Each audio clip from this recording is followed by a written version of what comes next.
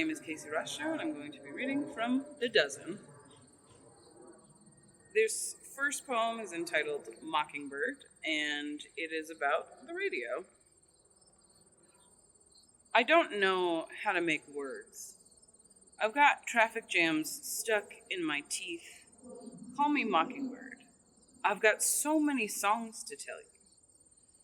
My voice, it's only lightning humming, just magnets, I'm a dummy and the whole world's a ventriloquist, but I've got a big mouth. The fingers punch destinations, the spin of a needle, they send me signals like half-finished love letters that rarely get to the point.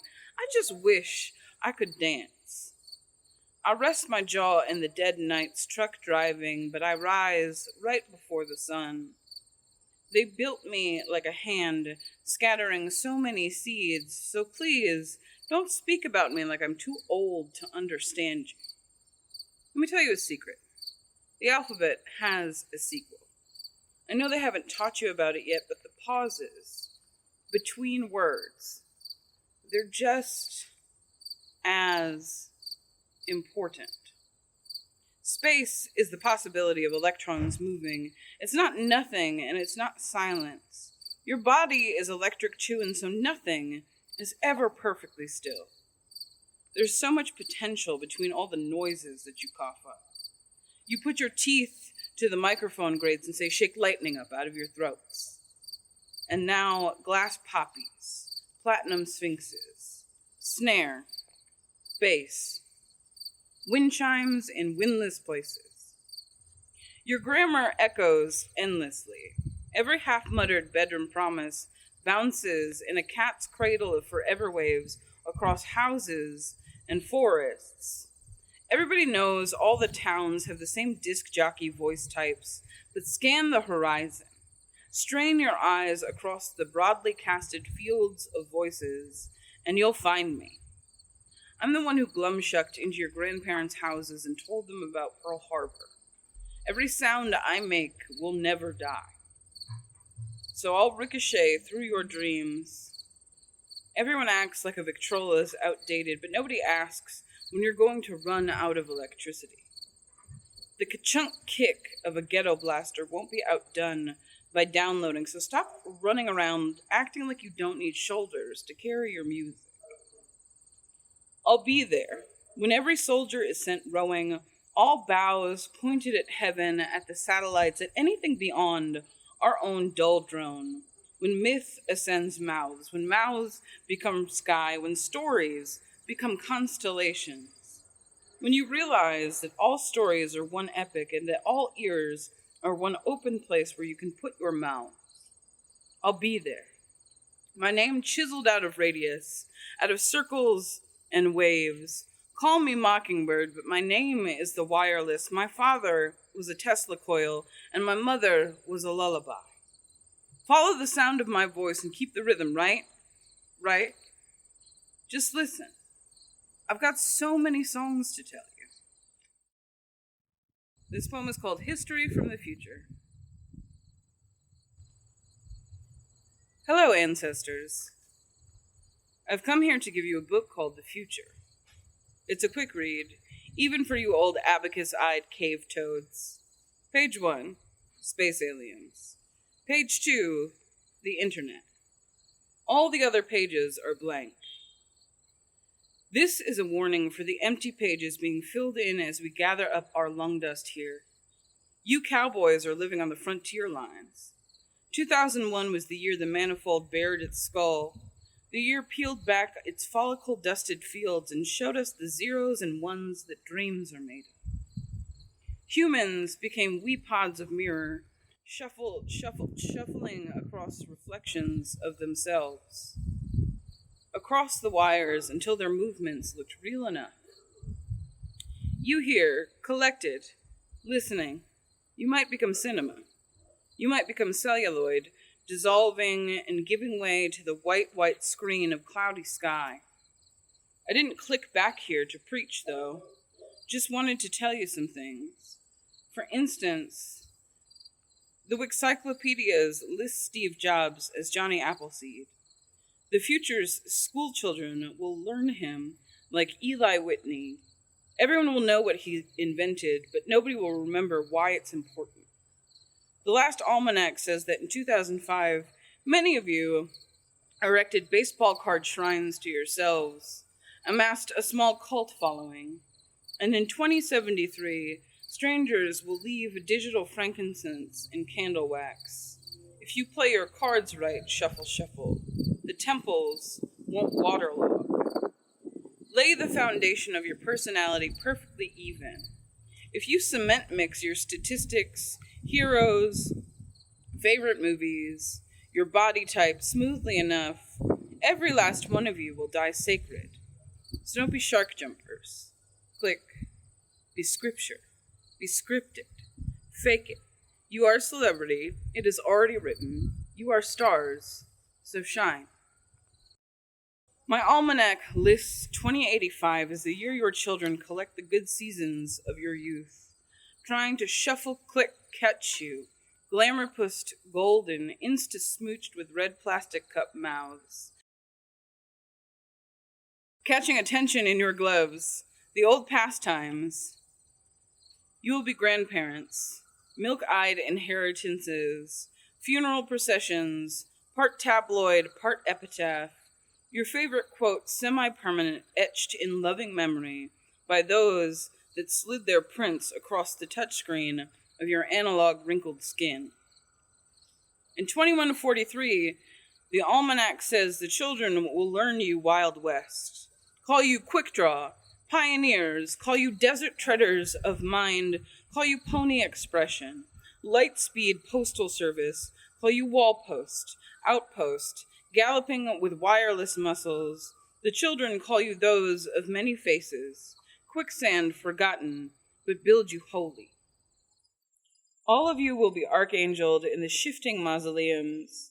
You will rest in Wirebox Tomb I Memorial until 2486, when the sea gets amnesia from swallowing the last blood true American and softened stone to erase your voice from the annals of Soundwave. Why have I come back to find you? Soon everyone will lose interest in rocking chairs. The porches will corrode, but the bunkers will survive. You are the architects of me, and you're building history right now with your eyes. The only four shores of the future are space aliens and the internet. I'm not tinting your path rosy glass eyelidded. I'm just clicking back to tell you that this is the year the borders break or rise thicker skinned than baseball gloves. I am history book digital. You will build walls. You will break it off by changing status, shifting citizen, shuffle love, clicking it's complicated. This is what's written now, but you're erasing it. Maybe not here, but you will edit every day, unknowing. It's not worth alarming you to the heart attack war could bring at middle age, or the story-perfect change of heart you could have, Ebenezer eyes. No, I'm just tonguing possibility into your cheeks. I'm altering the book by telling you this. I'm digging wormholes. So I will preach now, just one commandment. Tangle fingers instead of power chords. You still have power chords? Did they abandon the pianos yet to the graveyards? I will not psalm book you rattlesnakers, but if you tangle in the shuffle storm, and love so the walls don't grow skins, you will keep the hate militia and the religion of self from weed walking through the garden so the statues can keep their limbs. Click. Just tend. Just be tender. Don't be click. If you forget what's real, don't worry. Reason was the first epidemic. In my time, no one remembers that alchemy was the first antidote, turning logic into fool's gold, or that magic went the way of medical leeches. You would do well to unreason. The 0100 grids are your chicken pox, your grade school quest for objective truth. Shuffle 0100101110 around the neighborhood so you don't click shingles in 2073. Don't bubonic in the Bluetooth centuries. Scratch now. If you don't hologram me into forgetfulness, you won't commit your children to the graveyards. We are a wire-bound humanhood umbilical. If you don't high-fi like your parents, and don't pat yourself on the back for trying, you might click forsake the graveyards.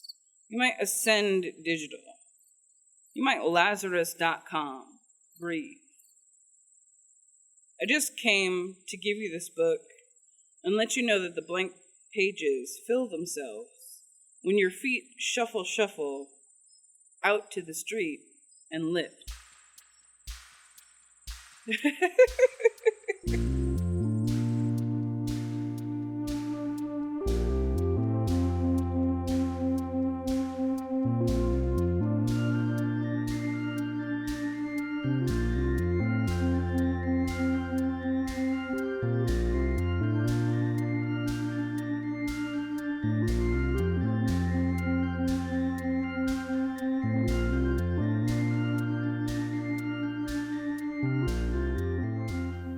Hello, I'm Don Levin.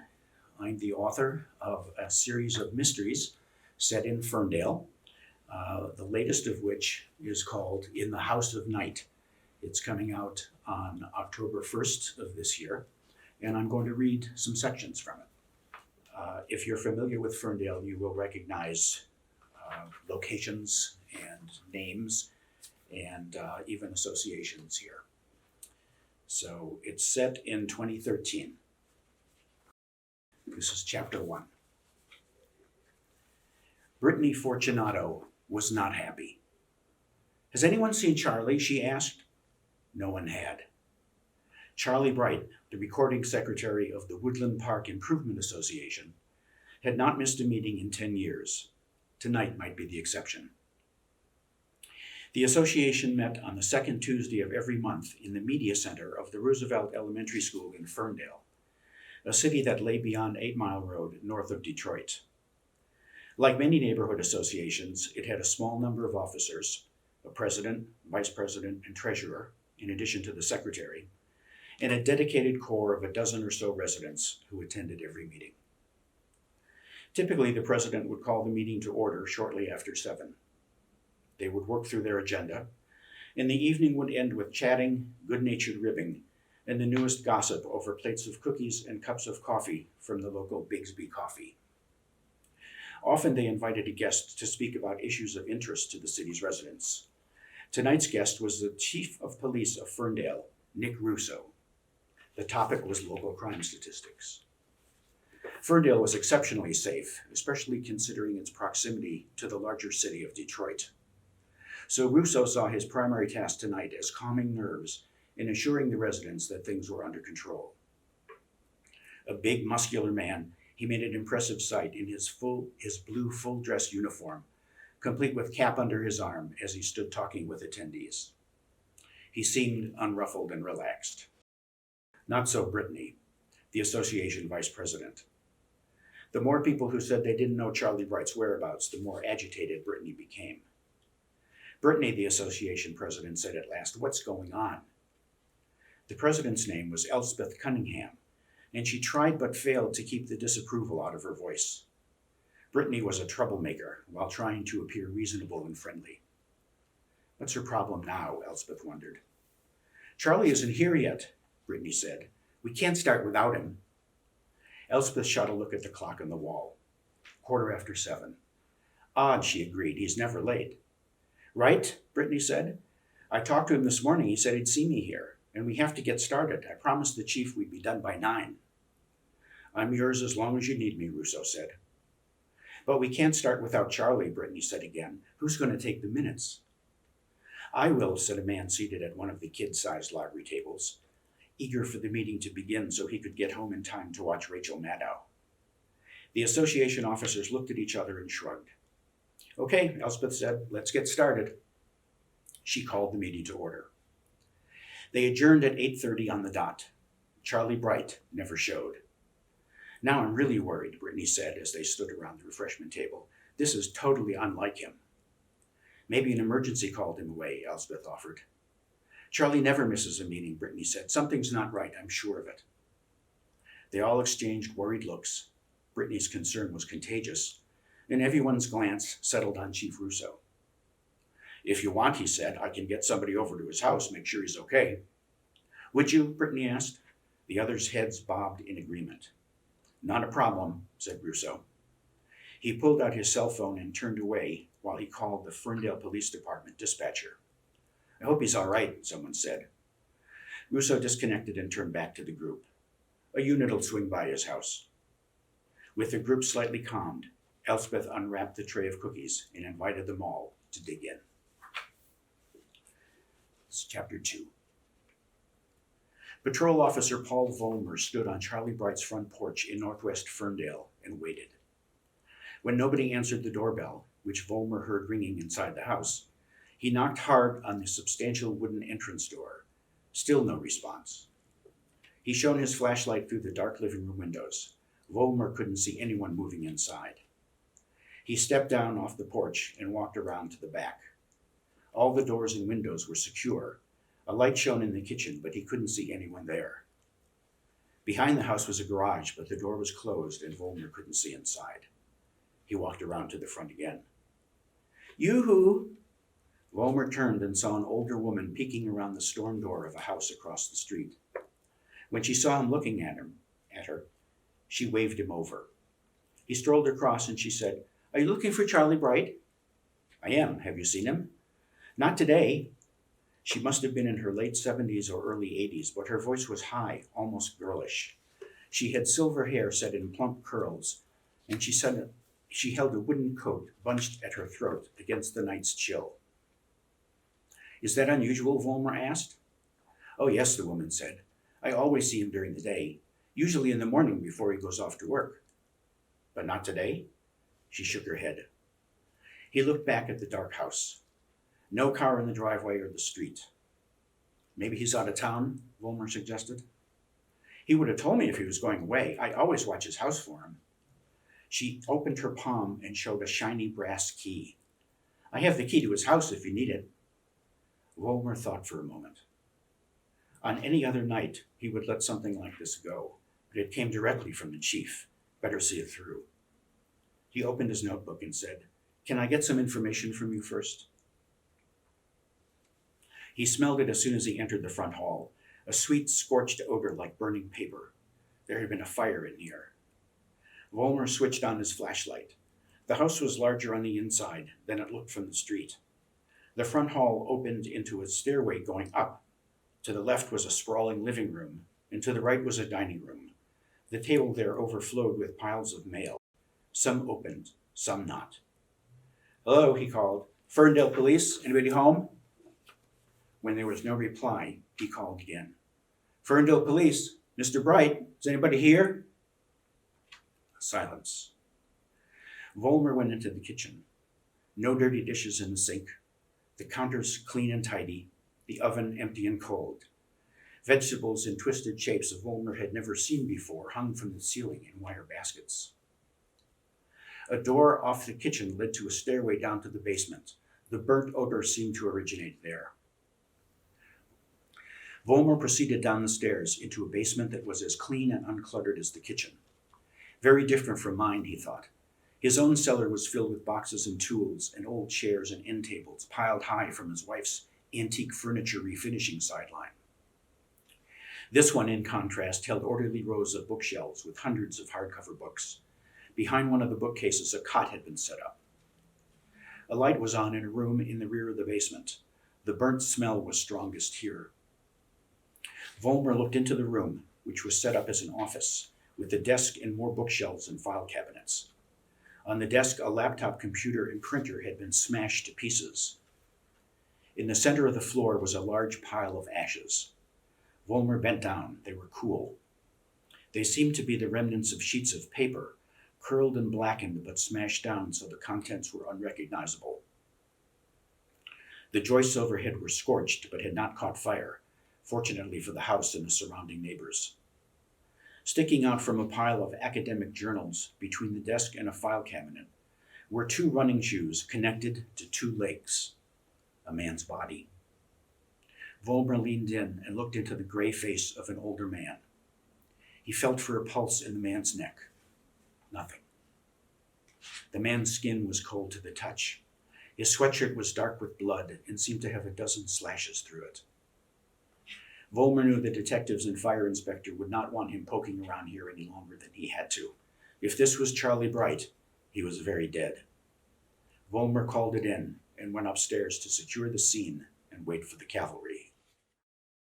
The scene switches to the office of the main character, Martin Preuss, and I'm going to skip the next paragraph, or the next chapter rather, and cut right to chapter 4.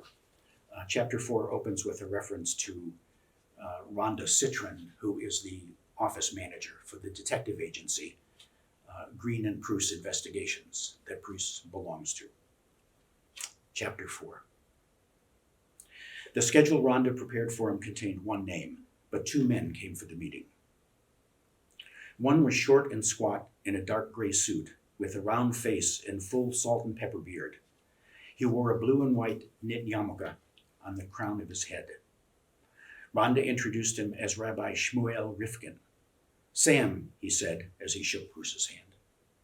The other man she introduced as Father Lloyd Corrigan. Lloyd, he said. He was taller and more florid than the rabbi and wore a tweed sports coat over an open-neck shirt with no clerical collar. Neither man had overcoats in the unseasonably mild February weather. Can we get you a coffee or something to drink? Preuss asked.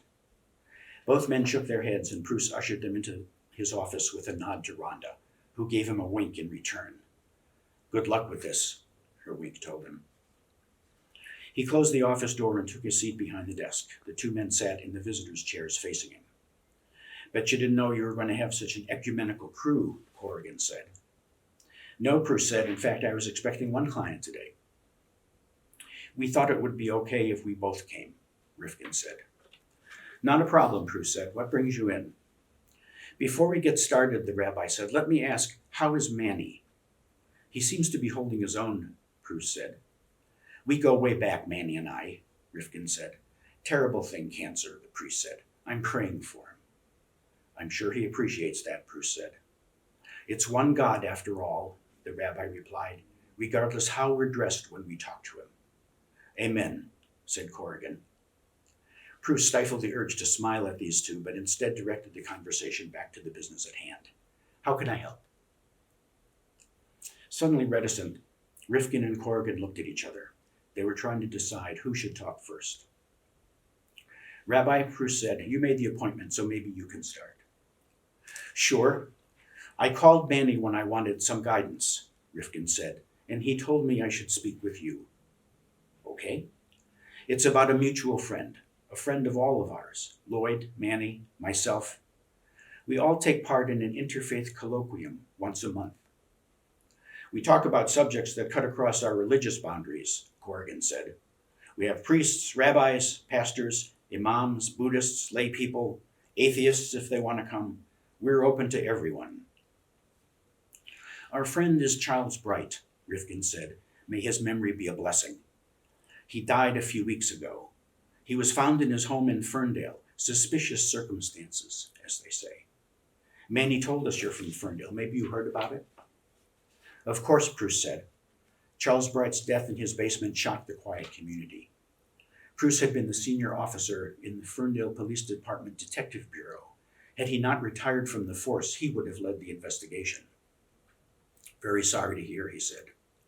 Yes, thanks, Rifkin said. No one seems to know what happened. I assume the police are investigating? The Ferndale Police and the Oakland County Sheriff's Office, Corrigan said. But they haven't gotten anywhere. We were hoping you'd have more luck if you looked into it. We don't like to get involved in active police investigations, Preuss said. The police especially don't like it. No, Rifkin said, that I can understand. The thing is, Corrigan said, they all seem to be convinced this is a domestic-type situation, a sexual encounter gone bad. And you're not? Preuss asked. We're not. but they say they have to go where the evidence takes them. Who told you that? The woman from the sheriff's office. Oh, don't say it, Preuss silently pleaded. Please don't say it. A detective named Emma Blaylock, Corrigan said. Damn, he said it. I see, Preuss said. He tried to keep a poker face. Not very well, apparently. Do you know her? The rabbi asked. You look like you might know her. I do, Preuss said. We've worked together a few times. Manny told us you used to be a detective in Ferndale. Emma and Preuss also had a history, which Preuss preferred not to go into right now. Instead, he said she's very good. Well, Corrigan continued, Manny said you are too. Preuss inclined his head at the compliment. Sam and I both think it's more complicated than the police do, Corrigan said. How so? Charles was a widower, Corrigan said, who still loved his wife. He certainly wasn't in the habit of bringing home strangers for assignations. That's what they think happened? Yes, Rifkin said. They said there was no sign of a break-in, so they think Charlie let in whoever killed him. Also the extent of his injuries. The police say he was killed in a fury that points to a domestic crime. Who's on the case for Ferndale? Preuss asked. A detective named Trombley, Corrigan said. I know him too, Preuss said, quite well as a matter of fact. Look, these are two excellent investigators. If they say this looks like a domestic, I'd be inclined to believe them. But we both think there's more to this than meets the eye, Corrigan said. And they won't move on what we're telling them. So we're hoping you will, Rifkin said. The two friends of Manny sat looking at him, silent and plaintive. I can look into the corners, Preuss said at last, as long as I don't interfere with the main investigation. That's all we're asking, Rifkin said. All right, then why don't you fill me in on the background, and then I'll turn you over to Rhonda for the financial arrangements. Wonderful, Corrigan said. I hope you don't have dinner plans, Mr. Preuss, Rifkin said. Filling in the background is going to take a while. And I'll end it there. In the House of Night by Donald Levin, coming October 1st. Thank you for listening.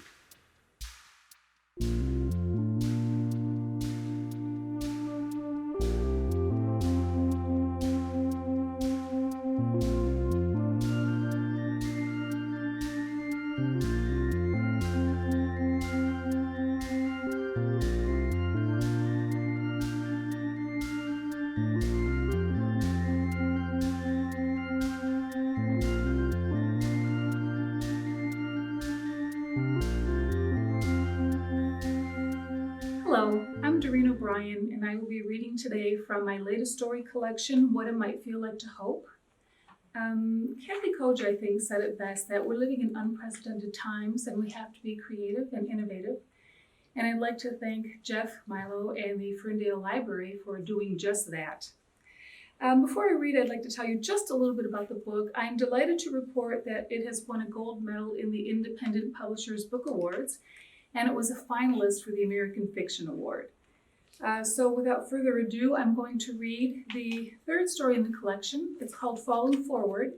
It features two neighbors who are both struggling in very different ways, and the catalyst for their change is actually a lizard. So then, Falling Forward. Faith was sipping organic aloe juice and munching skinny chips when she was summoned via telephone to spring Ed from jail for the third time that month. What had he done now, she wondered. The sheriff wouldn't say, but he did tell her that she'd better bring $500 because this time it was bad. She clamped down the receiver, slid her feet into the salted water churning in her foot bath, and tried to put Ed out of her mind. When the phone rang again 15 minutes later, she was elbow deep in the chip bag, sopping crumbs with wet fingertips, her toes raking the hard plastic nubs on the floor of the Vibromatic. It'll do him good to wait, she said. Let him think about what he's done, whatever that is. She heard a ruckus in the background, the clanging of pots and pans, like the sound of a hubcap skittering down the road, and then Sheriff Walden's weary voice. Get him out of here, Faith. By the time she arrived at the jail, really just a room with a desk and 4 cells, smelling of ginger peach spray and fingering a small bump that had sprouted suddenly just above her left wrist, Ed was asleep.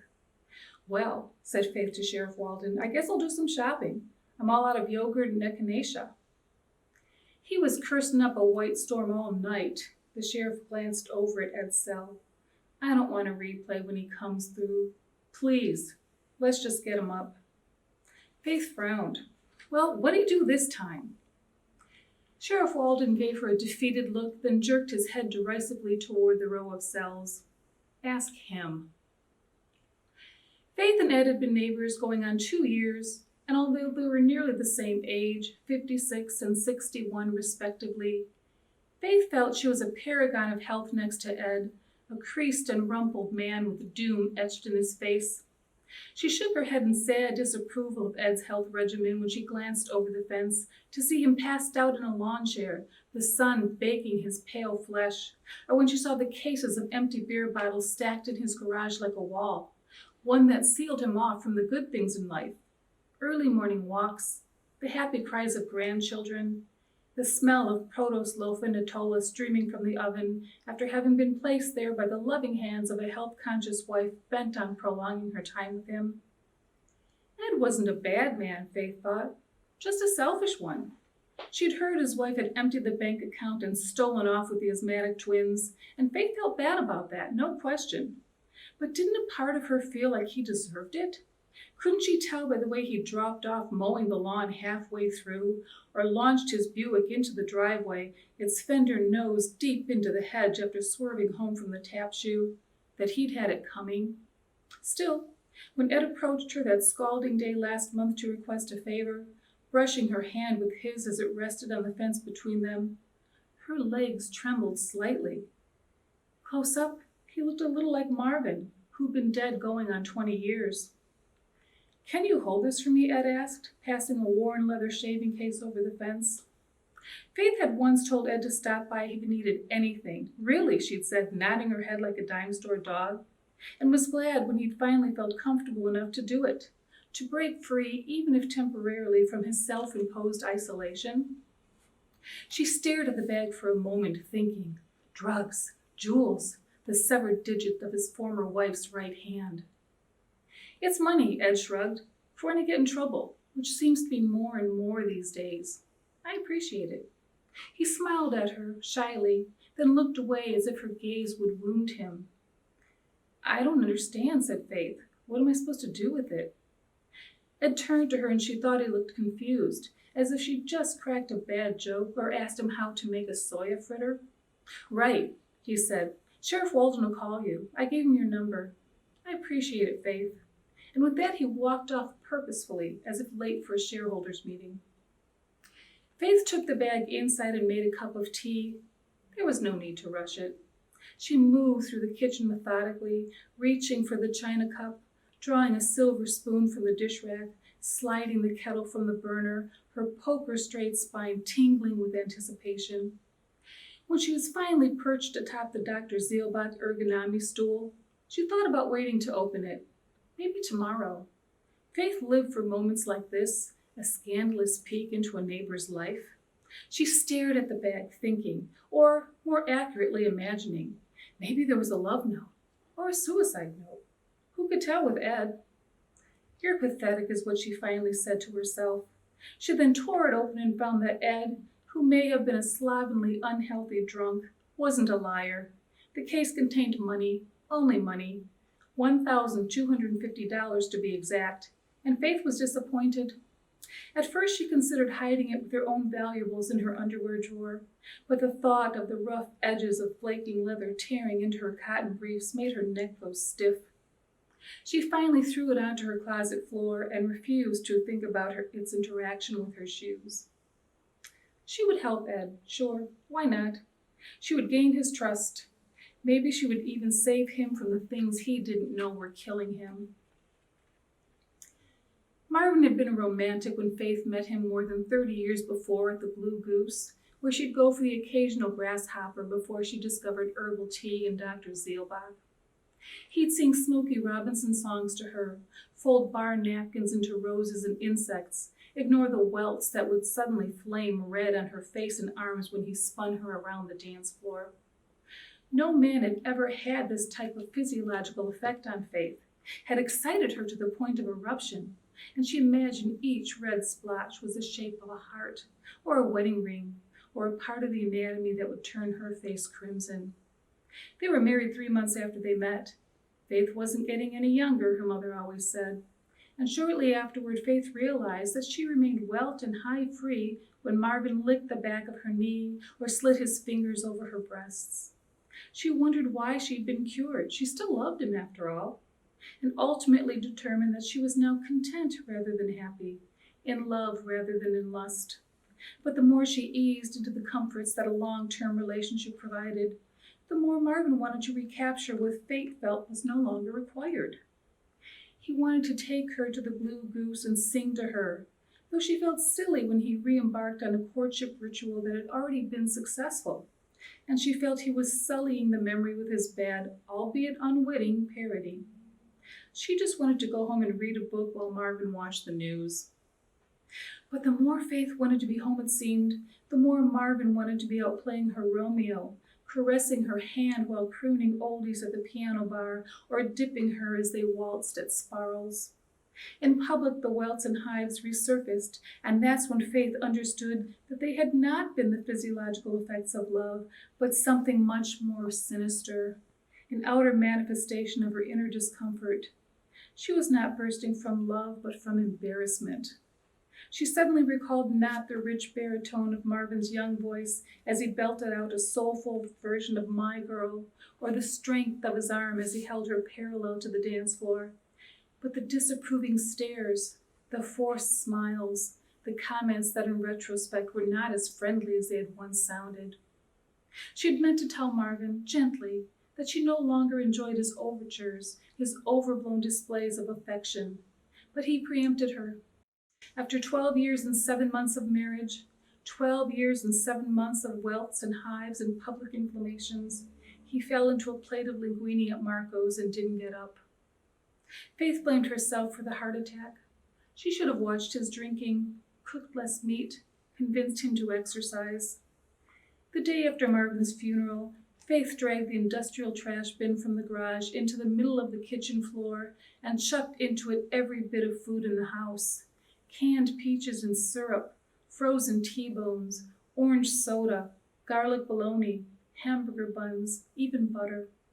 For 3 days she drank water and ate nothing, unplugged the phone and let the doorbell ring. Then, after she could no longer tolerate her hunger headache, she searched the directory for a health food store and slowly traded her grief for carrot fritters and vegan tacos, Tai Chi and yoga. She'd forgotten about the hives and rashes until Ed entered her life.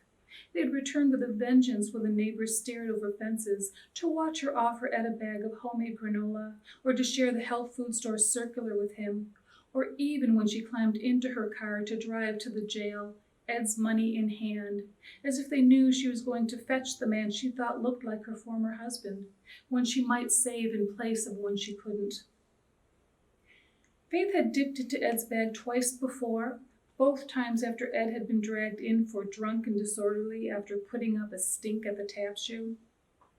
This time the sheriff told her to bring twice as much bail money, and she figured as she entered the jail that Ed had moved from being a pain in the ass to full-scale criminality. Ed, she called through the thick iron bars on his cell, but Ed remained a snoring, undulating heap. Faith turned to the sheriff. "Does he have a car to drive?" she asked, having just then understood that it may have been impounded. "Yep," said the sheriff, smirking. "Is he fit to drive?" she asked, and Walden nodded as he counted out the money, plunking each bill onto his desk. "Well then," said Faith, "let him." She turned to leave, and Sheriff Walden tisked. "What?" said Faith. "What?" "He's a lucky man, Faith. Not many women would put up with him, with this." He glanced around the small jail and his eyes landed on Ed. Faith was appalled. "I don't put up with him," she said, caressing the rash that had suddenly spread across her right shoulder. "He's my neighbor, that's all. I'm just being neighborly." "Well, sure," said Sheriff Walden, "that's all I'm saying." "Who else has he got?" Faith said defensively, knowing those words would make Walden think she pitied Ed. But how else could she justify her behavior? How else could she explain her trips to the jail, cash in hand, to bail him out for the third time that month? She could say she was a lonely, pathetic widow with nothing else to do, or she could convince him that she was engaged in a humanitarian effort of the highest sort, or she could say that she was fond of Ed, that the fact that he took the circulars and seemed to at least consider the value of tofu bites had awakened something in her. But all of these things were too close to the truth to admit, even to herself. Damn Ed, she thought as she exited the jail. Damn him to hell. Faith was in her living room in Mountain Pose an hour later when she heard Ed's Buick clinging up the street. She was fully prepared to give him the ultimatum. Help yourself or I can't help you.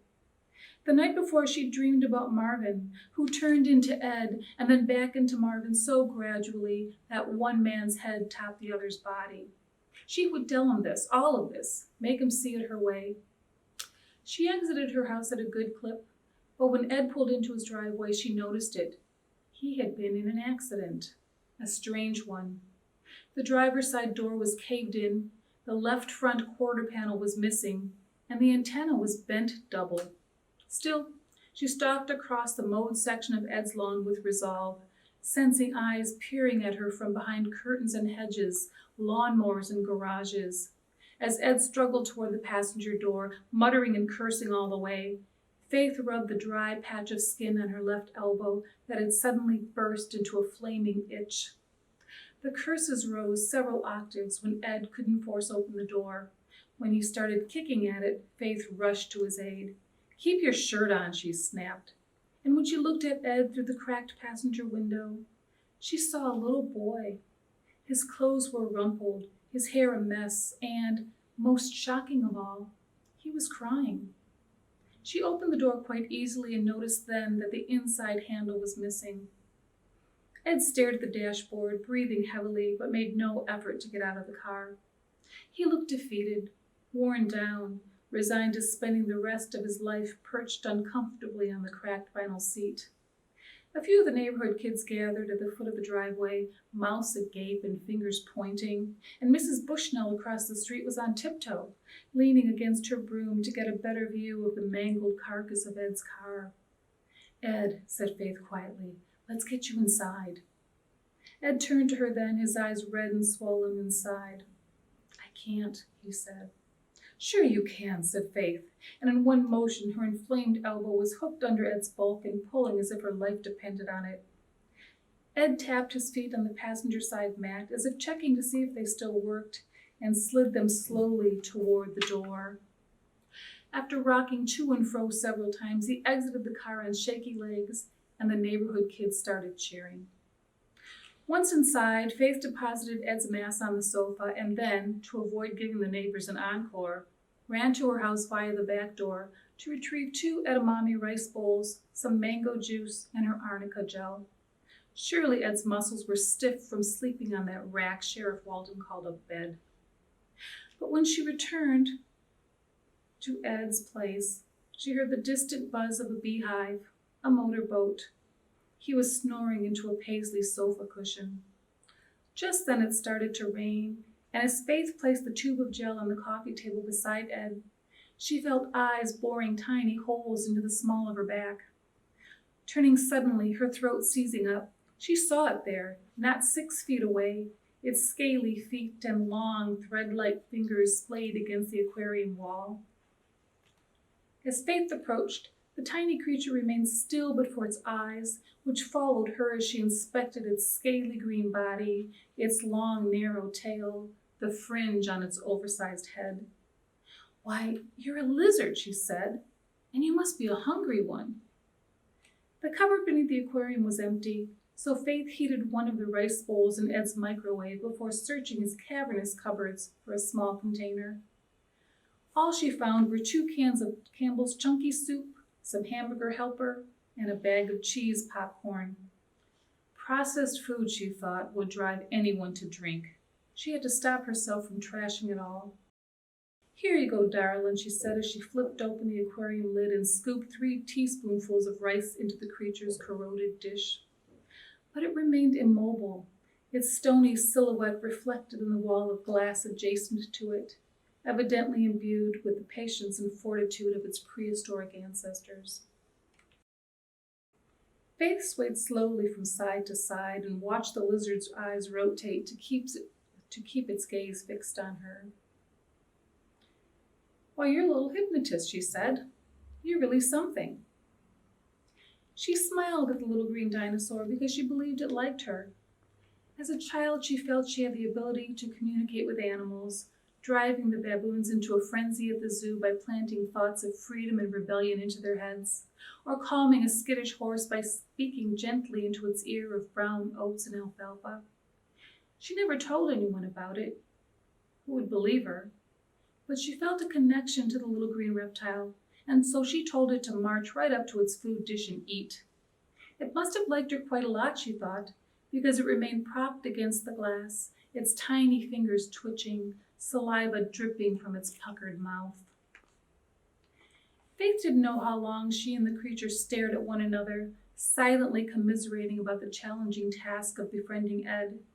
At one point, she thought she saw the little green head nod, its black eyes full of the wisdom of the ages, and although at the time she didn't know it, somewhere inside the recesses of her heart, she began to nurture an admiration for the wreck of a man who lay snoring on the sofa behind her, a man with the wisdom or the intuition or simple dumb luck to acquire such a stoic and majestic pet. "My wife never liked him." Faith turned to see Ed rising slowly, almost gracefully, into an upright position. He rubbed his head and nodded toward the aquarium. "Little Richard," he said, "Carmen never liked him." "Why not?" Ed took a deep breath. "Well, first off, he stinks, and he drools, and he never liked her." "He's just following his nature," Faith said. "That's right," said Ed. "That's right. Come to think of it, that was something my wife didn't like about me either." "Well," said Faith, choosing her words carefully, "who we are is who we are, but how we behave, well, now that we can control." She looked to little Richard, her confidant, her sounding board. Ed just laughed. "I wouldn't place any money on that," he said. "Take last night, for instance." Faith was wildly curious about the events that had culminated in Ed's bail being doubled and his car looking like it had lost the demolition derby. But she held back. She would emulate little Richard's detached calm. "It was Carmen," he said, "my ex. I don't hate her, though I'd like to. She lives in Oakley with some guy who owns a junkyard. I'll tell you what, that guy can take a car apart."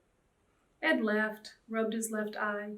Then he stared right through Faith, and she knew he was watching Carmen with someone else, watching his car being broken apart like a puzzle. "Ed," she said, "you don't have to talk about it." "She comes sashaying into the tap shoe like she owned the place," he said, "wearing some checked ruffled number looked like a goddamn kitchen curtain. Pardon my French. Hanging onto a grease monkey like he was a magnet. I ignored them. I did." He looked at Faith, his expression one of defiant sincerity. "Why, sure you did," said Faith. "What else were you supposed to do?" Then the little monkey says, "That him? That the guy? You there?" And Carmen's trying to shush him, but he keeps on until I offer to buy them a drink. How do you like that?" "That was very generous," said Faith. "The monkey walks over and calls me Diamond Jim. 'Diamond Jim,' he says, 'big shot, buying rounds with money you stole from this lady and her twin boys.' He points to Carmen, and she looks sorry that she lied about the money, sorry she came into the tap shoe in the first place, sorry she's tangled up with this monkey. She tells him let's go, but he keeps on until his voice becomes like kindling, like a fuse, like a trigger. I get up to leave. Boyle's already reaching for the phone. But then I'm suddenly outside myself. It's like I'm watching someone else punch this guy in the gut, lay him out like a rug." Faith, simultaneously exhilarated and repulsed, couldn't speak.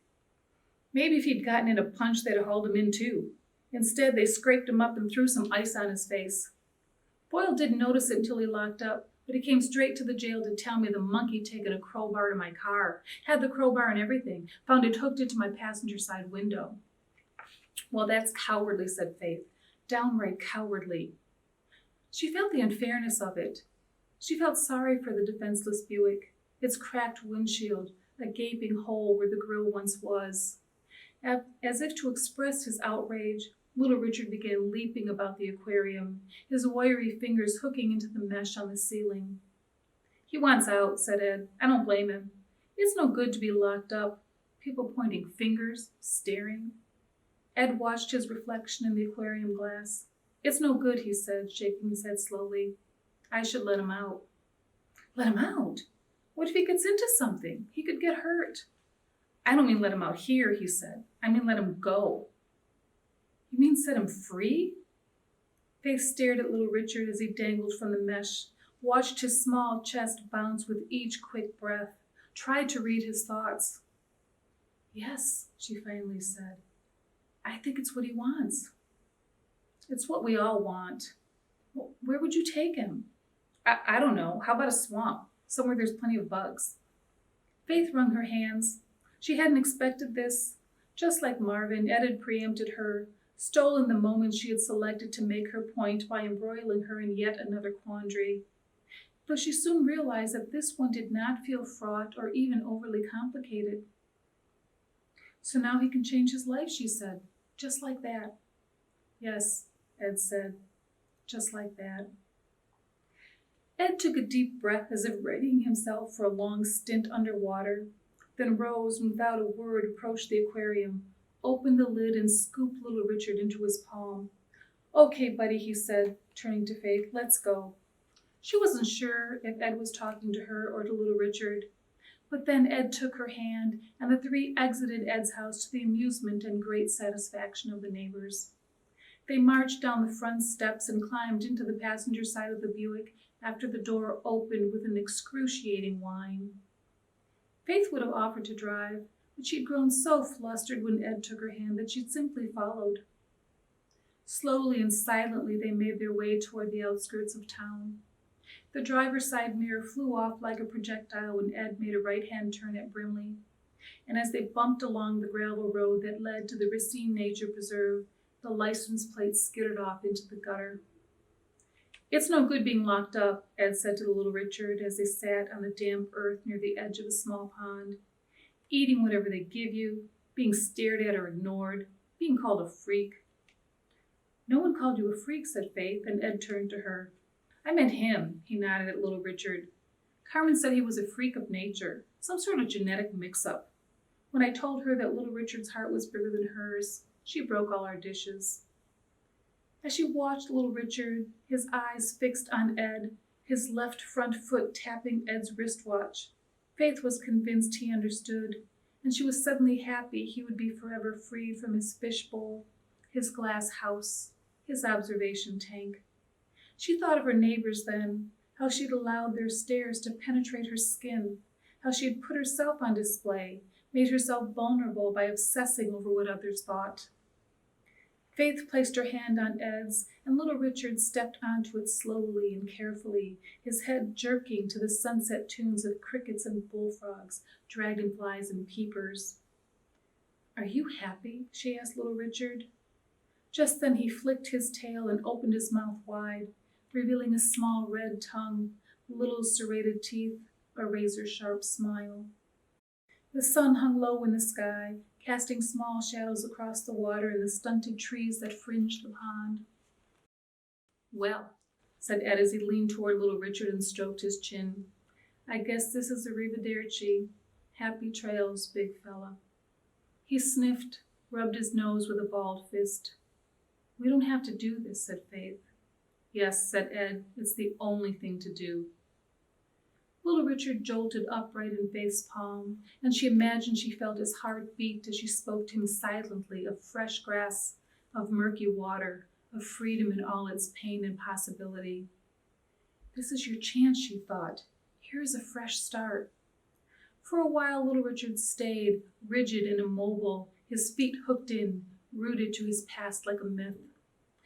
But when the moon took the sky and the sun bowed in homage to a new day, he sprung skyward, over the embankment and toward the water, falling forward into a new life.